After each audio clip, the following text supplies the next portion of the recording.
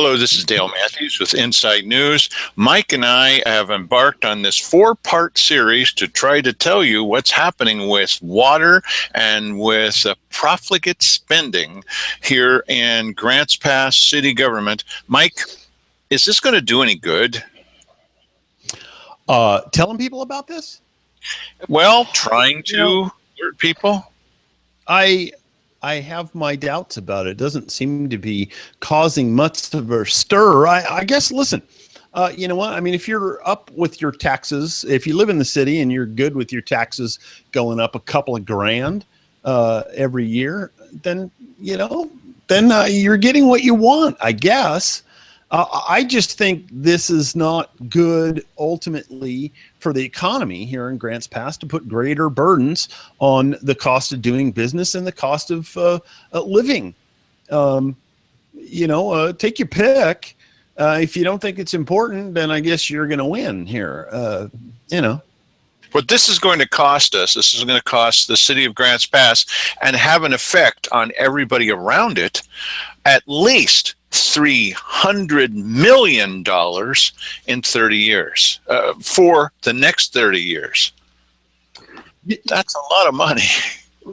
Yeah, it is. And it's the low end of what they're talking about because, the $300 million that they talked about in the Courier the other day doesn't include the urban renewal program that they were talking about that we covered on this show a couple of months back, and has been part of the series here and we covered that yesterday.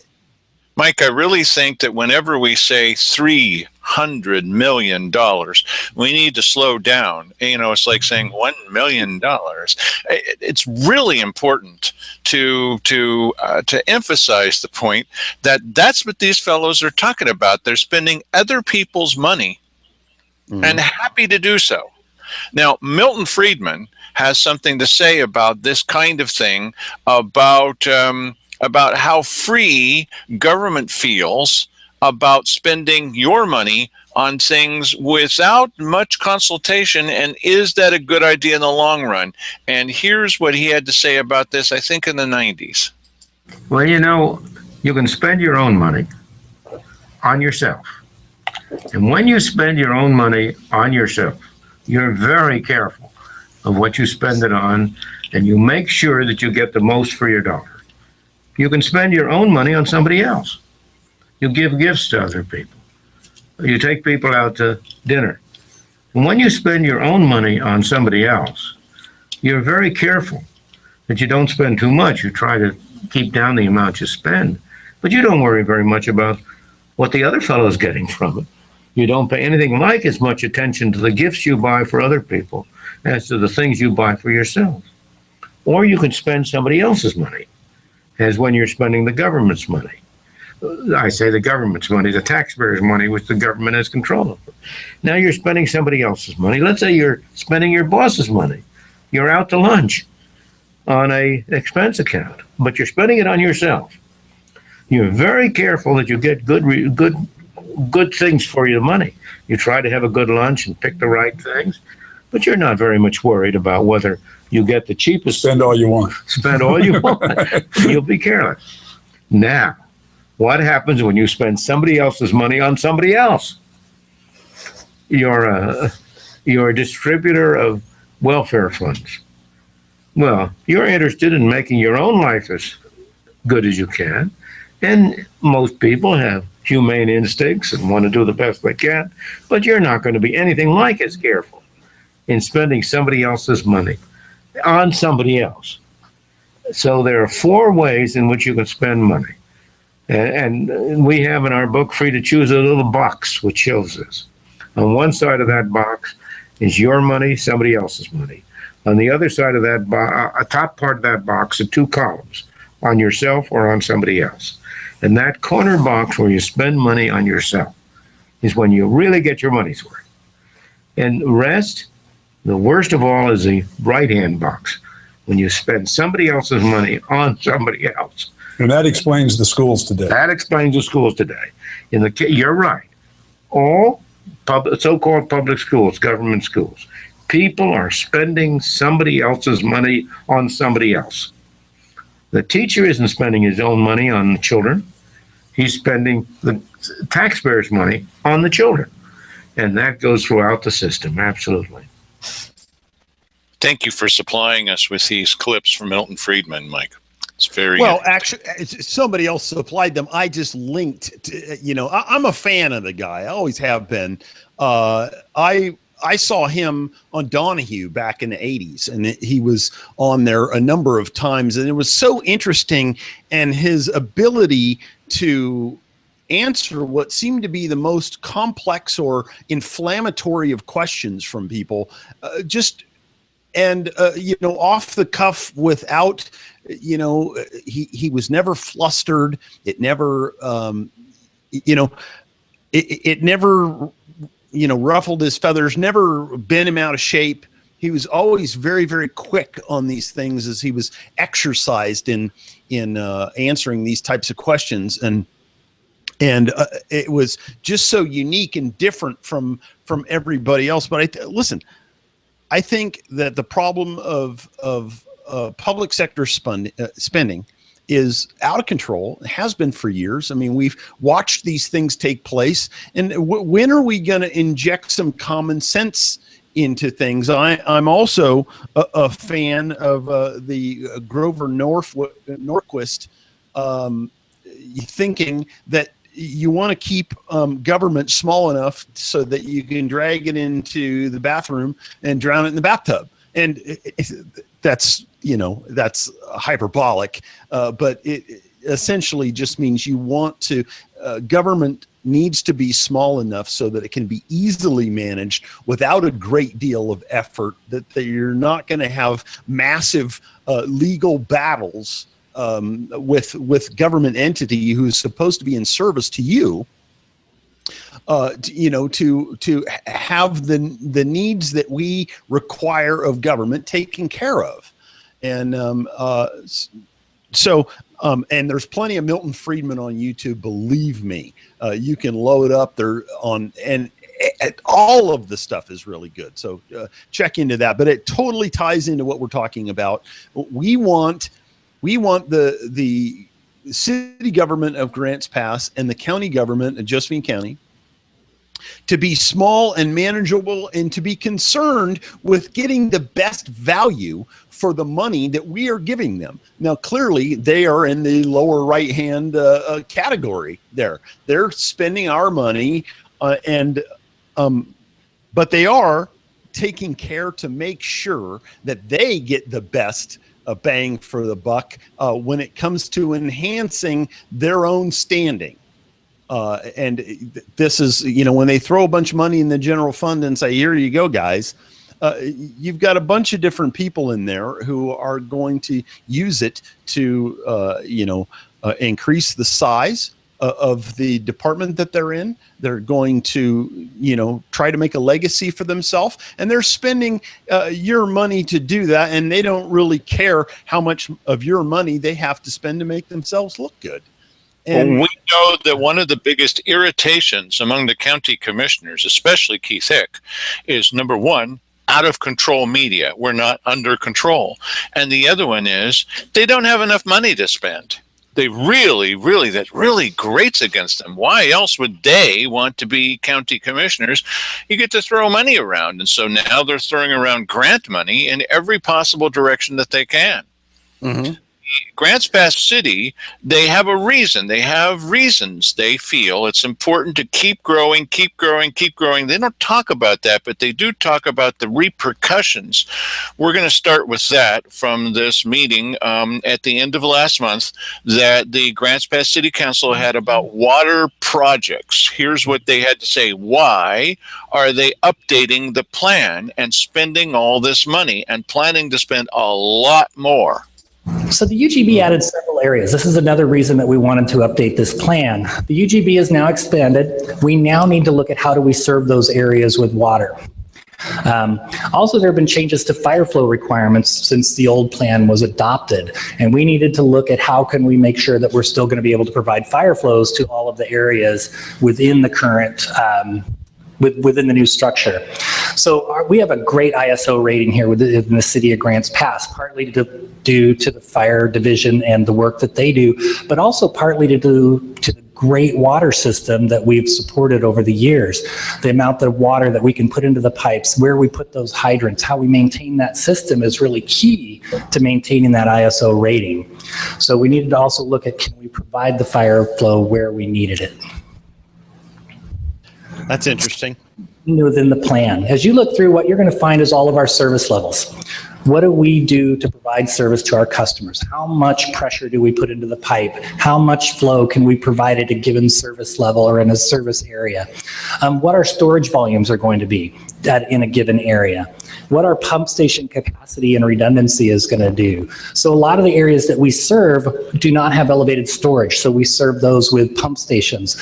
How many pumps do we need to serve a given area, and how many pumps do we need for fire flow in those areas? We then compare the entire system against those service levels to make sure that we're meeting those requirements in every area.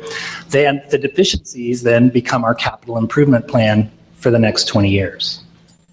Okay, so what's my problem?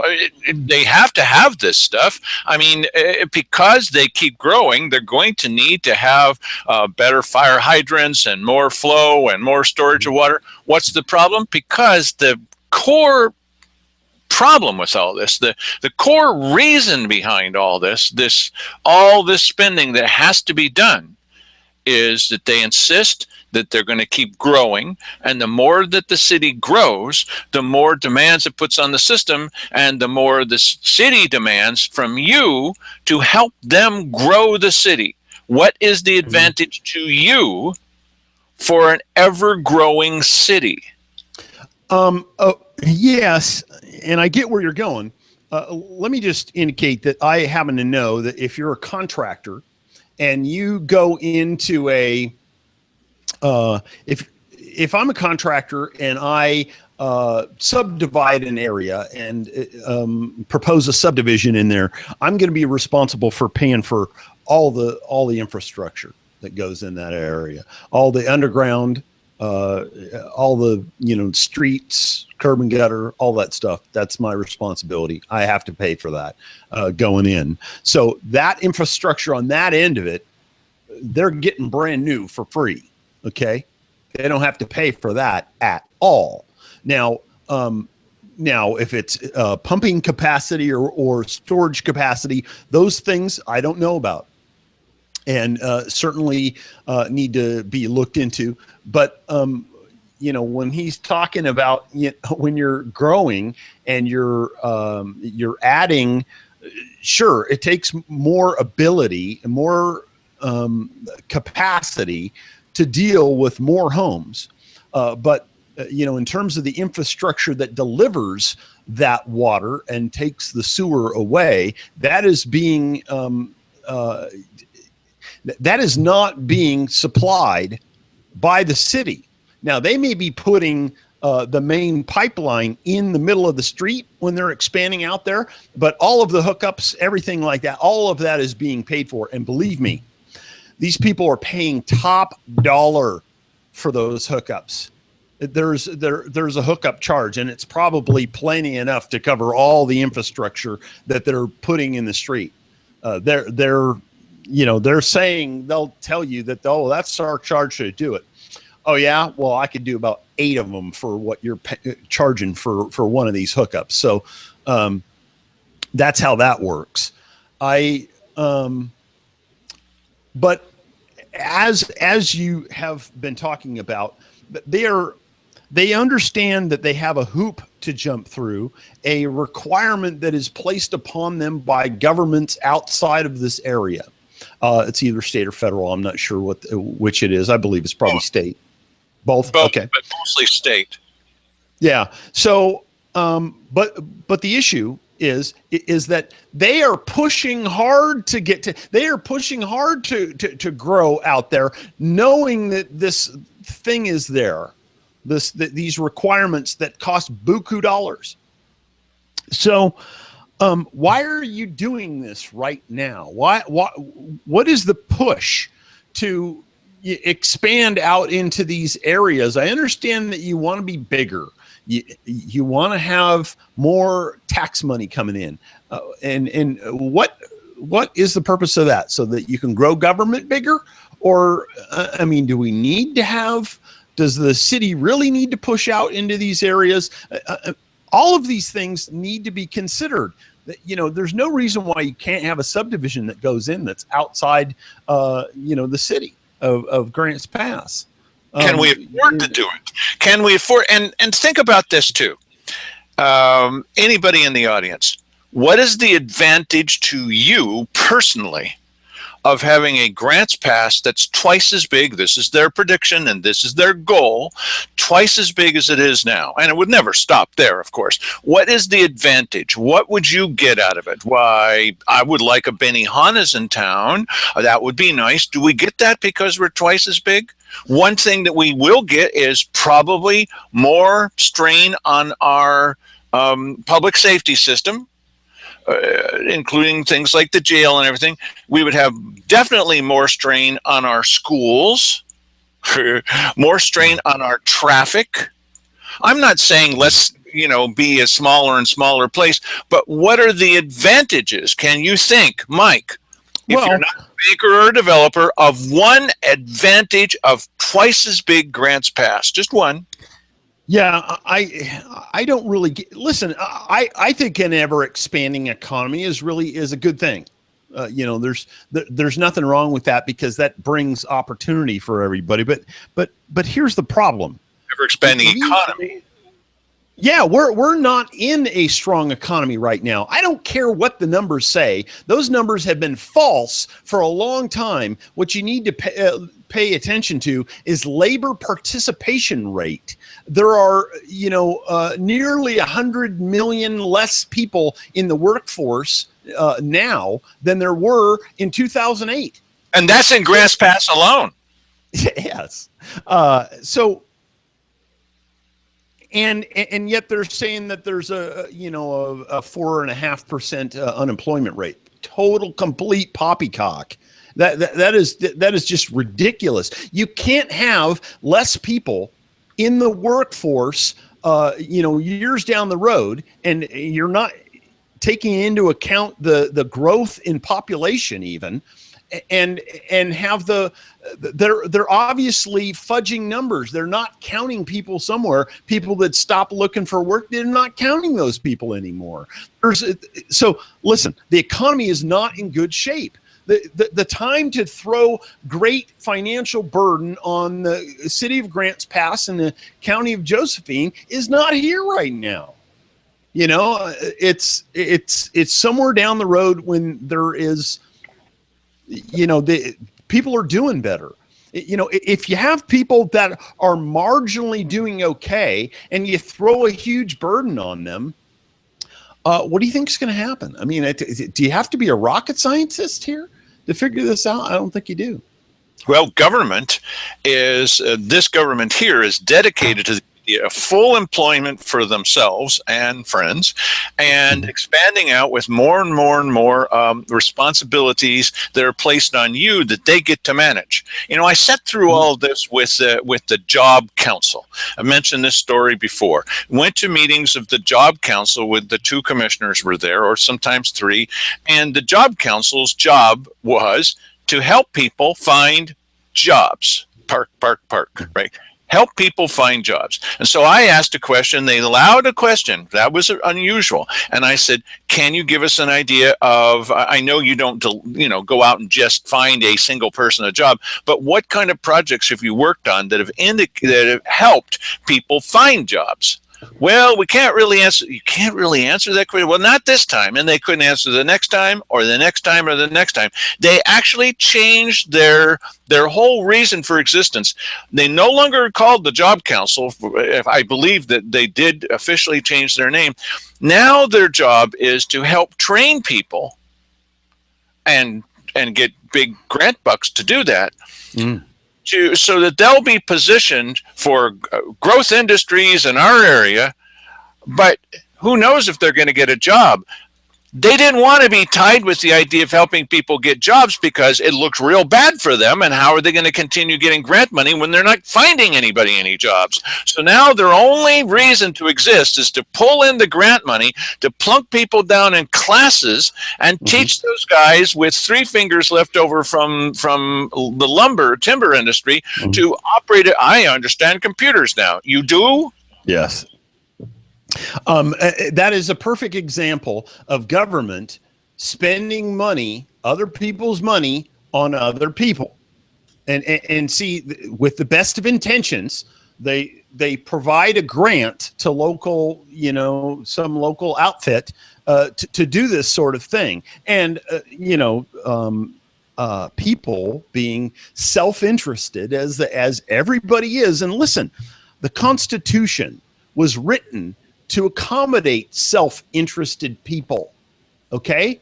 Because ultimately, when you're interested in bettering your own life, you create something that is beneficial to somebody else, and you sell it to them for a profit. They benefit from it, and vice versa. It just goes on. So, they're living off the grants. Government.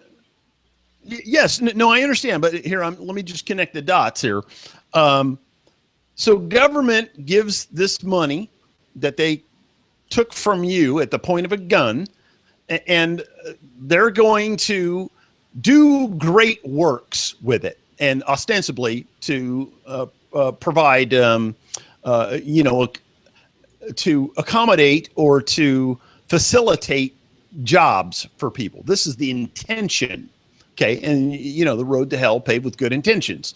So they have this good intention. They provide this money, and people being, self-interested and looking out for their own best interests are writing these grants and ultimately getting these grants. And what's the greatest benefit to that person?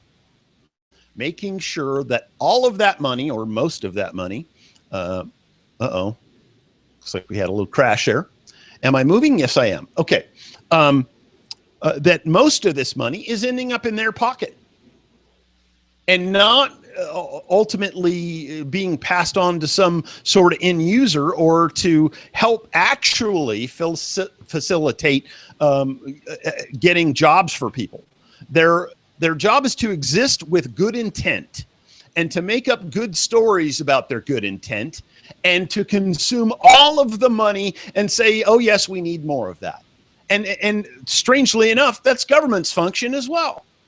And listen, I know that by accident, some government does some good things very, very inefficiently with other people's money. But I just think that they do too much, and I wish they would do less. This explains why Diane Hoover told county commissioners in the little back room, told them twice that it was good news that they had gotten more grant money. Now, they had gotten more grant money because our infant mortality rate is going up. She said it twice, so it was no accident. But the good news, and Cheryl Walker agreed with her, the good news was, we got to get rid of these people, is that more grant money was going to come in. Woohoo! Right. And but you see, the thing is that they didn't even realize that, why that looked bad or that it should look bad. They were thinking the good news is we're getting more money. That's what the good news is. They didn't even realize what they had said in that situation. And that's how geared these people are. You need to understand they are not like you. They are not like us. They think government getting more money is good, and they don't care whether or not they actually enhance your life or not, although the intention, of course, is to do so. This is what we're doing with. Okay, so upon what are they basing these predictions? Ooh, good grammar, Dale. Upon what are they basing these predictions? Which predictions are those? Grants passed will continue to grow. Okay. So here's what they had to say at the same meeting. Jason, thank you. A couple questions. Let me find the slide. Roy Lindsay. How the plan was developed. The projections that you mentioned, are they based on population projections, and where did they come from? So a combination of both. If you remember back when we brought you the Water Conservation Management Plan, one of the things that that document did was took a really hard look at future population projections out of Portland State, looked at our current use per EDU, which is equivalent dwelling unit, and then coalesced that into an anticipated growth. And they were much more conservative than they had been in the past. And so those projections were just carried forward through each of our master plans, not just this one, but our treatment plant facility plan, the water conservation management plan. We use the same numbers to carry over to the collection system master plan and the wastewater treatment facility plan. Okay, now stick with us on this. Stick with us, because this PSU prediction, as far as I recall, the last time they had done one, it was way off. And when the numbers came in from Portland State, the first time around, the city and the county were required to sign off on them and adopt those numbers. And they did wholeheartedly, saying, well, this is great. Yes, we've looked into it. And what they hadn't looked into it at all. Some students and researchers and people trying to get their degrees and et cetera, which is another kind of scam. But, we'll talk about that another time. They had done this research that showed that we were going to grow like crazy. As it turned out, it was completely false. And it was pretty much the opposite of that. Then another one came down. And this was updated. And here are the city councilors and the county commissioners gathering once again to completely adopt this idea that Portland State has the temperature of our community in the future. Here's what I had to say about that. And boy, was I a skunk at the dinner party. Here we go. 3 minutes, Mr. Matthews. Please state your name. Dale Matthews, Grants Pass, Oregon. I was here the last time a population forecast was discussed by this body. And it was adopted wholeheartedly. It was adopted unanimously. But you had no data upon which to personally come to that conclusion. As it turns out, the state of Oregon was completely wrong in the population forecast that they made. But the people who voted on it said, oh, yes, well, of course, we're going to vote for that. But you were basing it on nothing. You have no personal knowledge of how to do this, neither do I. So how did you come to that conclusion? How did they come to that conclusion? When my niece was in grammar school, she came to me and she said, I'm supposed to do some kind of poll of my class. 3 classes, 100 students. So I made up a piece of paper with 3 dots on it, a black one, a white one, and a gray one.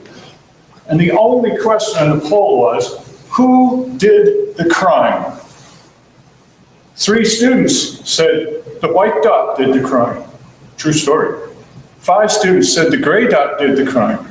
All the rest of 100 students said the black dot did the crime. It just said who did the crime.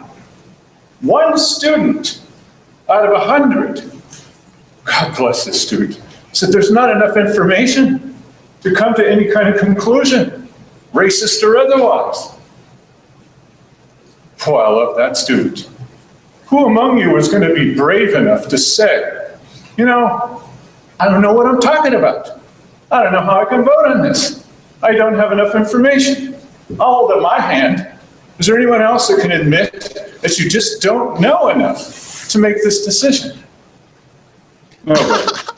Well, I'm going to run for public office in 2016.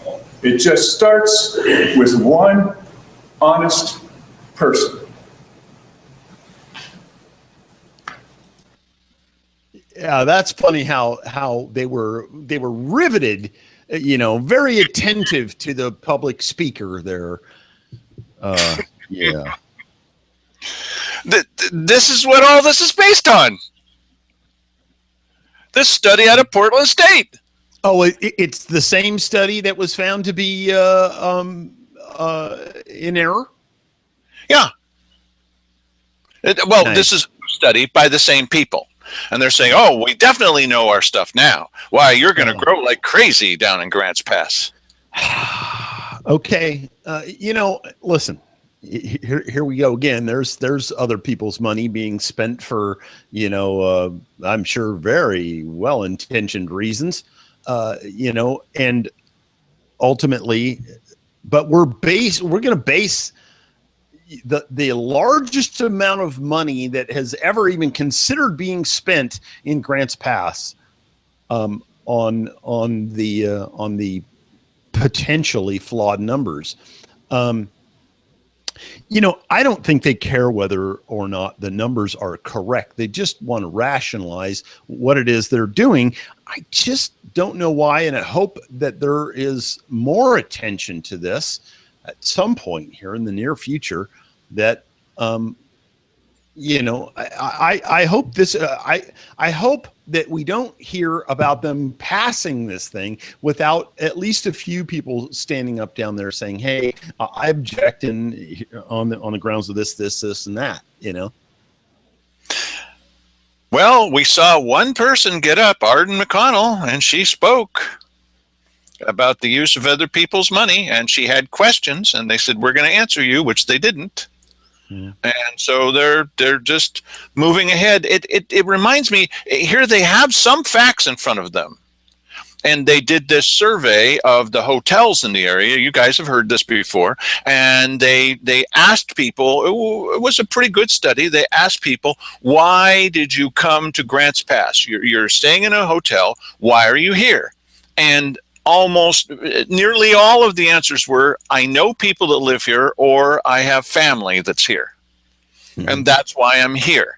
Now, there have to be some people who were driving by and got tired or something, or there's got to be some people that came here because they heard we have a river. Unlike every other place with rivers, they decided to come to this one. Or they heard we had trees. Or they heard that we were eventually going to put little twinkly lights in some of the trees around here in downtown. And that's what brought them here, buddy.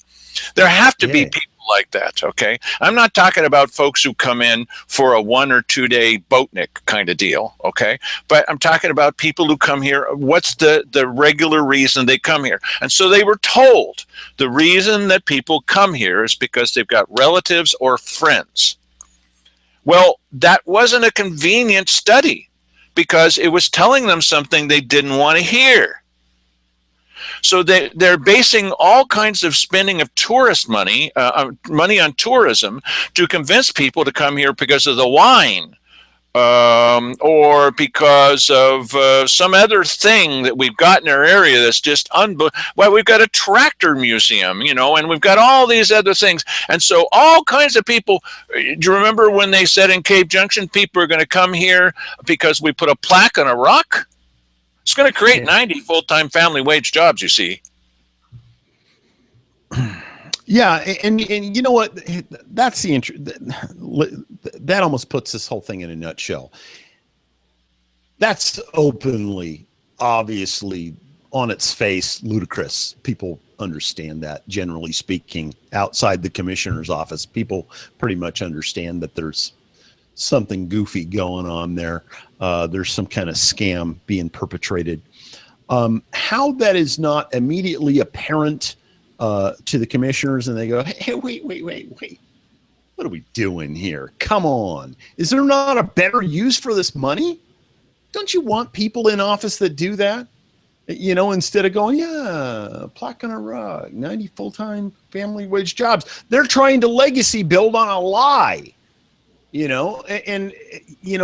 want this to be the feather in their cap at the end of their, administration, or the end of their term. There, they can have this all written. Oh, yes, this is how many jobs I created while I was in there. Of course, that again on its face is ludicrous. But why don't we want politicians who are shrewder than this, and who want to call a spade and go, that is goofy. 90 full-time family wage jobs for a plaque on a rock, or a what was it, 200 and something jobs for a wheelchair ramp. Everybody knows that's stupid.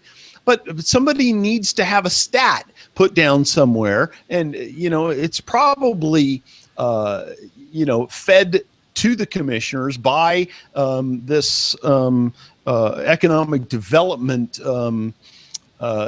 grant writer who wants to go, hey, listen, here's what I'm providing for you in exchange for you supplying me a whole bunch of other people's money so that I can, live good off of it. And then you can say something good happened because of the spending of that money, which you directed, One of their biggest problems is we're killing them with statistics. And they're trying to, very similar to the little kid in the car that says, I can drive, you just do this. That's all that you need to do. And they're probably convinced they can. And so the commissioners say, oh, statistics, we can come up with statistics. Why, all we have to do is go like this. Yeah. All right. Speaking of the brain trust of Grants Pass, here it is. As time goes on, unfortunately, through inflation, it gets more expensive to replace 100 feet of pipe 5 years or 10 years from now, which is a reality that we all have to face. And so it seems to me that being aware of those kinds of factors, and as a council and as staff and also the public, when somebody raises the issue, this is not only new projects, but this is maintaining the system, keeping the service levels as they're wanted, as they're needed in a lot of cases. So what was he saying there? What he said was, we have to keep in mind with inflation that things are going to cost more. So Mike, you must go out and buy a brand new car right now, because can you imagine what that brand new car would cost you in 10 years? Yeah, and there's a presumption there that everybody, is going to get paid exactly what they're being paid right now, all throughout their career. Are taxes in the city of Grants Pass the same as they were in 1980? I doubt that very seriously. I would suspect they're greatly higher than they were in 1980. And so, I heard a study the other day that the, price of a gun generically, costs about a week's pay. Don't ask me where that statistic comes from or whatever, but it's about the same. And it's been that way for, 75 years or whatever. Generally speaking, it's about that. And naturally, in some places through that timeline, it's been more expensive to buy a gun or less expensive to buy a gun. And by gun, of course, we're extrapolating to the cost of everything, because naturally the economy affects everything that you buy or sell. So inflation. Something about New York City, I think, Mike, when we talked about this earlier. About about what now? The price of things. Yeah, well, now the problem is, and I got to get some stats on this because I think it's very, very interesting information. There are places in New York and New Jersey that charge tremendously high property taxes, $30,000, $40,000 a year on your house. And you think, how can anybody afford that? That's insane. Well, it's, they make more, and in an area where the per capita mean is somewhere in the neighborhood of, a couple $100,000 a year, people can naturally afford to pay more in property tax. And so government takes advantage of, who knows what they're blowing that money on. But I would just suggest that one of the reasons for keeping them in the box, that Josephine County has done such a great job of keeping their local government in this small amount of money box that we have them in, the 58-cent box. The good thing about that is that there's a limit to the amount of money that they can spend because they don't have very much. And they still are mandated to require to provide certain services. I think it's a great thing to keep these people restricted in a way.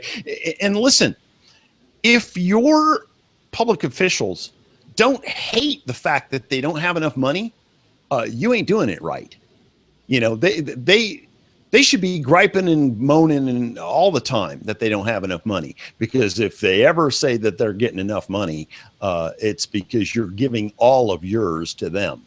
And watching them is important too. When I first started doing this, they said, "Do you really have to videotape this?" And I said, "Well, it is part of state law, right?" "Well, yeah, all right, then I'm going to videotape it." They hated that idea. And I remember somebody at one of those SORA meetings just thought this was the worst idea ever, taping what was happening in the little back room, because, well, then people are going to know what these guys are saying and they're going to hold them accountable. Yeah. Here's what Jason Kennedy had to say. This is the last little bit from him, I think. He is the Public Works Director for Grants Pass City, Jason Kennedy. And along with Whoops. that... No, I had that wrong. That was a tiny little clip of him. It's actually more from Roy Lindsay. My apologies. We hear about conservation. Mm-hmm. Conservation is a huge issue these days, as we all know. So are there any concepts or ideas that have been built into the plan for conservation aspects? So really important that Jason Kennedy is coming back. Really important. Conservation. Now, what they're talking about here, my understanding is that water falls from the sky. Take notes now. And what would be really good would be if there was a way to capture some of that water and then use that water. Remember the guy in Medford, wasn't it, that got in trouble for using water that had fallen out of the sky, right? Yeah. And so you could capture some of that. Well, this is my understanding of it. It's probably much more complex than this. Of course it is. And they then could use that water to try to cut down on the cost of providing some of these water services. Listen carefully to what Jason Kennedy says about the idea of conservation and what could be done. And the bottom line, it goes by quickly, but it is telling. We do have a conservation management plan. We do not have in Grants Pass an active conservation program. It is something that we can look into and bring you at a future workshop, what that might look like, what that might cost us, and what the benefits of that would be down the road. As we conserve more water, it does mean that the treatment plant has to produce less and that we have to store less. But at the same time, we're also collecting less water revenue. So it is kind of a catch-22. Aha! Isn't that valuable? That's incredible.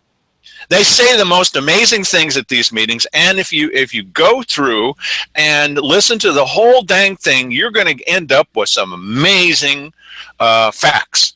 And this one, where the fellow was saying, Jason Kennedy was saying, we could cut back on the need for the water plant. We could cut back on all kinds of strain on the system, but if we do that, what's the result, Mike? We charge less for the use of the system, and the taxpayers out there would end up being charged less. That's a catch-22 because that's not a good thing. Okay, well, it depends on your perspective. Right. Isn't that lovely? Mm-hmm. Kind of says it all. Well, so we're going to say just a little bit more anyway. Here's back to the city council. Anyone else? Dennis? Jason, of course, the size of the new plant is a big question. And on page 5, like Roy had referred to, it goes into the projections for demand. And I thought we'd been told already that we were at 15 million maximum daily demand, whereas this one has 11.24 million gallons per day. And then it goes on out to saturation 30 years. would be a plant that needs 23.44 million gallons a day. Is that the latest thinking, or? No. So yes and no. The 30-year projection is probably pretty close. What you have to recognize is there's a little bit of lag in all of these numbers. So we produced 15 million gallons, 14.5 last year. The bulk of the work for the planning of this document had already been done at that time. So not all the numbers are totally current with what you've been hearing in the last year. But the 30 is probably correct for a 30-year projection.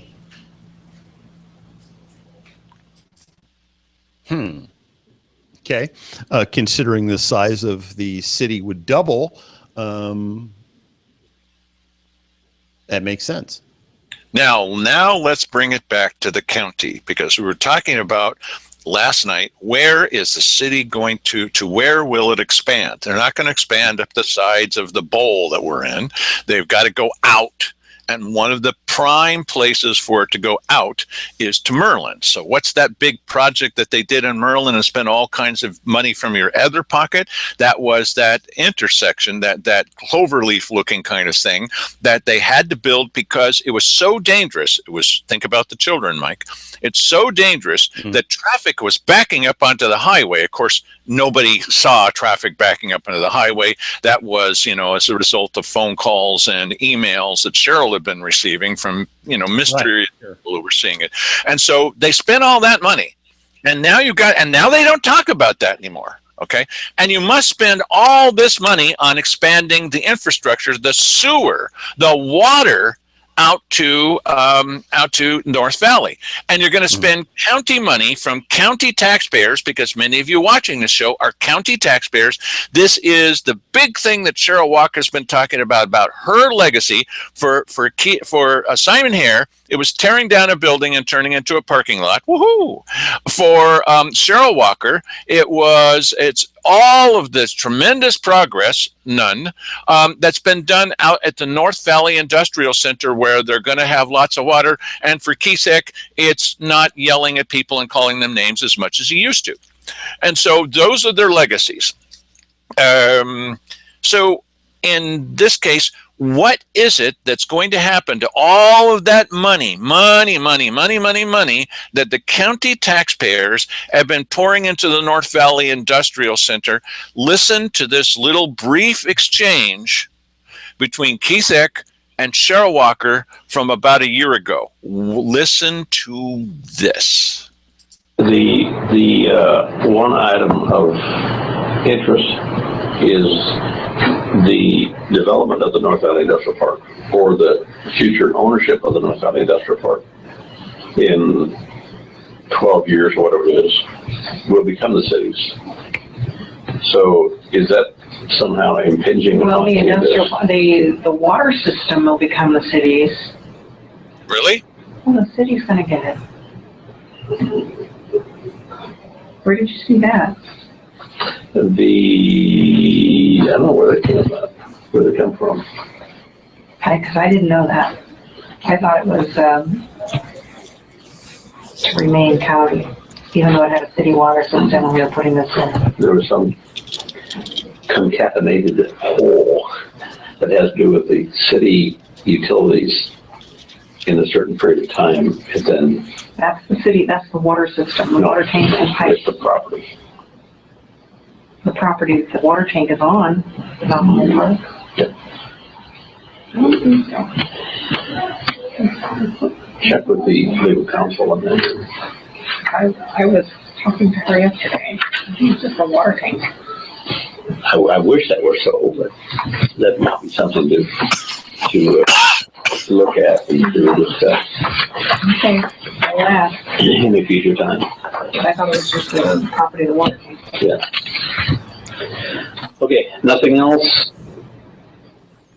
Yep, nothing else. Now, her explanation was, no, wait a minute. No, we're only talking about the property on which the water tank is on. This water tank, how much property do you think that is? And we're talking about feet. Feet. That's a good question. A water tank, over a certain amount of feet. And so that little tiny thing over which the water tank is sitting is going to go to the city and nothing else. Look, it's a good question. Have we been pouring hundreds of thousands of dollars? It doesn't compare with hundreds of millions of dollars, so Grants Pass is way ahead of the county. Yeah. We've been pouring hundreds of thousands of dollars into the North Valley Industrial Park so that we can turn it over to the city? Is that true? She said, I don't know. It sounds about right, though. She said, we'll talk about it with legal counsel. What does that mean? What that means is that that's going to go into executive session. And why must that be an executive session to which we're no longer allowed? Because it's embarrassing. That's an illegal use of an executive session. But I mean, we know from our source inside the commissioner's office that they do talk to each other outside of executive session, outside of the meetings. I mean, I catch them on a fairly routine basis just before the meetings start while I'm sitting out in the hallway. I can hear them talking about county business. I usually can't hear the details, but I can hear the voices in there. And every once in a while, something comes by. What are we going to do about that? Well, the vote, blah, blah, blah, blah, blah. And then I don't hear what the vote's going to be. But I know that they do it all the time, and they've learned no lessons from this illegal behavior. Absolutely no lessons. And if you bring it up, they get real testy. Why would you even suggest? Because you've been found guilty. And so here's another example. Is it true that this legacy of Cheryl Walker, all of this money that's been thrown, first it was the Parasites Ranch out there, and now it's all this stuff. And is it true that all of the money the county people have been forced to pay on this without any vote by us is actually just going to be turned over to the city? Don't know. Mike, tell us some good news, can you?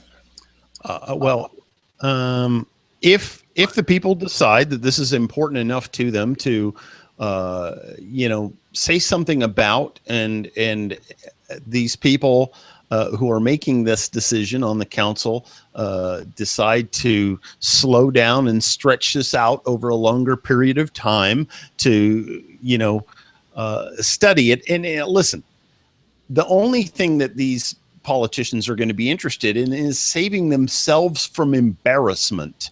So if you come down there, have something to say, and indicate that they're likely to end up being embarrassed by foisting such a boondoggle on the people of Grants Pass, then they will slow down. And that's the only threat that is, something that they would find credible, is that they may end up with egg on their face that they aren't interested in having. So I just hope that there's more of that, and we'll see coming up. I don't know what the timeline is on this. July 6th, Wednesday night, is the next meeting of the Grants Pass City Council where you can speak. Otherwise, you can sit there with folded hands and then listen. Okay. You can sit there and you don't even need to fold your hands to watch our show. We're going to try to tell you what the heck is going on around here so that you are an informed citizen. We're trying to do that. And then I hear back from some of you saying, hey, I am talking with my neighbors. So you're hearing what we're saying. We need to expand out to more people, not to tell them our opinions, okay? Though we do try to do what we can to forecast what's coming up so that people will be ready to future-proof you. We are trying to do that. This was a series of 4 to tell you what's going on with something that most people would think was pretty boring, the water system. But we're talking about over $300 million. That's going to indebt not just you, but also your children, your grandchildren, and your great-grandchildren, probably. So that's a lot of money.